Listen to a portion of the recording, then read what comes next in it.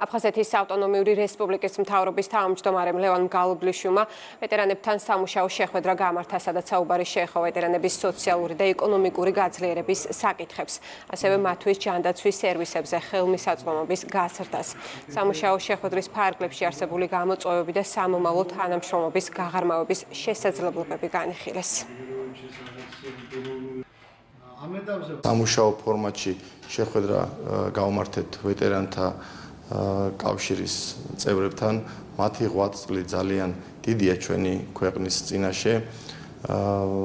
მათი საჭიროებების უზრუნველყოფის მიზნით ესეთ შეხვედრები ძალიან პროდუქტიულია და მომავალშიც გავაგრძელებთ მათთან ურთიერთობას და თანამშრომლობას. შევთანხმდით იმ თანამშრომლობაზე, რომ უფრო მეტი დადებითი და სარგებელი უნდა მიიღოს თითოეულმა დევნილმა, ვეტერანმა და არა მარტო ვეტერანმა აფხაზეთის მთავრობის თავმჯდომარეს მთელი ამ სტრუქტურების მუშაობით და ჩვენი თანადგომით.